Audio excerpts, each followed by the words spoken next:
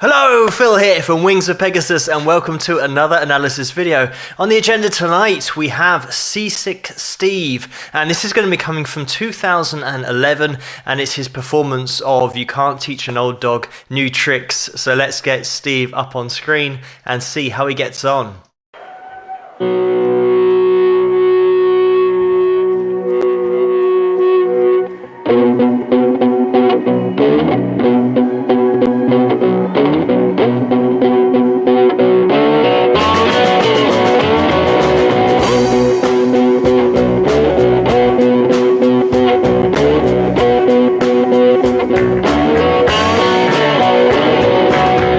Something wrong with me.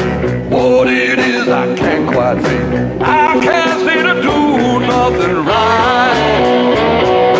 Babe, I need to change my style. Been this way for a long, long while. Maybe there's a few things I ought to fix. Maybe teach an old dog new tricks. Wanna put a little fire in my life. Climb a little high, that is right. Tired of this ordinary food. Man, I need to change my style. Been this way for a long, long while. Maybe there's a few things I ought to fix. Maybe teach an old dog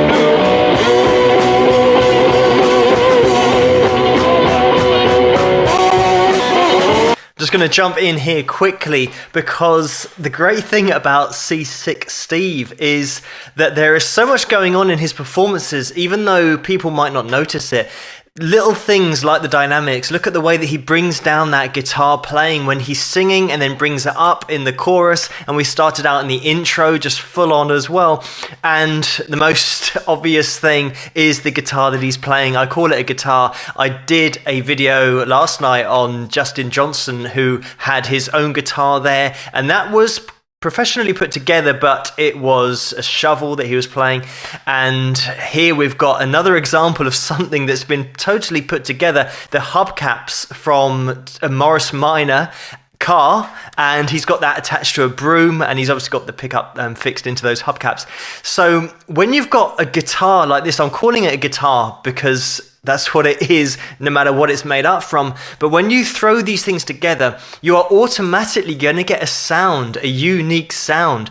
And Steve absolutely has that. The first time I saw Steve was on the Jools Holland show, which is a live music show that we have here in the UK. And it was on New Year's Eve. And Jools has a show that then crosses over into the new year. And he has lots of bands that just play whilst we're getting ready. It's just a New Year's Eve party, really.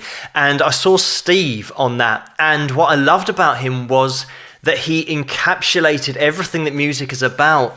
Nowadays, it seems like music is more about what you look like, and not really the passion you've got for music. Is just a little bit commercialized, and Steve was just absolutely a guy that you could see had such a passion for music, and you could tell that he's just played his whole life, and whatever he needs to do to make music, he will do, even if it's just making your own guitar, sticking something together in order to make a noise and then be heard and get your music out there. Eagle-eyed viewers amongst you would have seen that we've got John Paul Jones on bass here, of course from Led Zeppelin. What a guy to have backing you up live.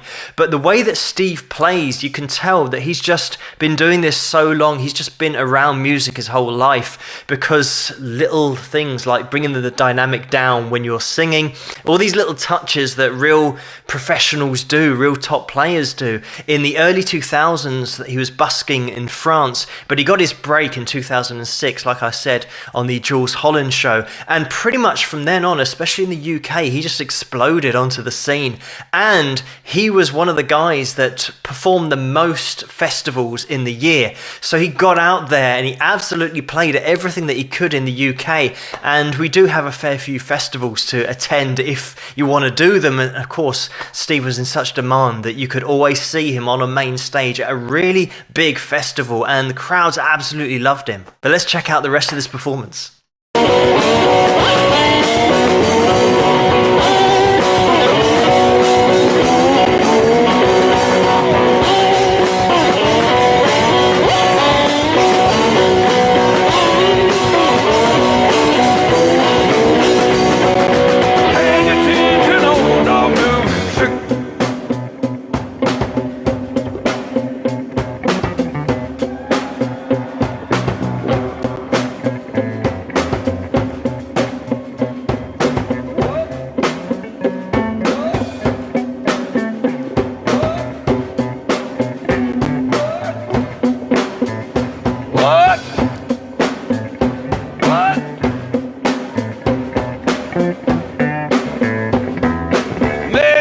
has to leave well enough alone. I might not be perfect, but I'm getting to the bone. I don't need to change my style. Been this way for a long, long while. There ain't nothing that I've got to fix. Ain't teaching old dog. Ain't teaching old dog. Ain't teaching old dog.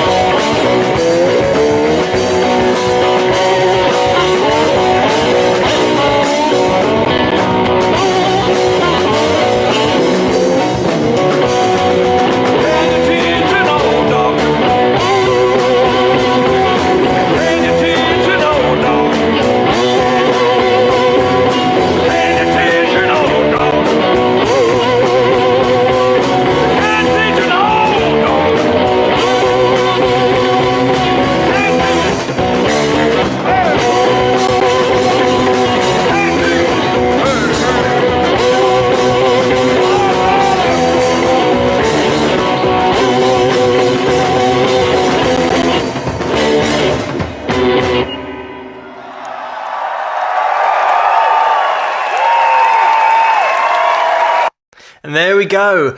When you analyze what's going on here, the fact that we've only got bass, drums, and effectively a broomstick and 2 hubcaps, it really does have such a full sound.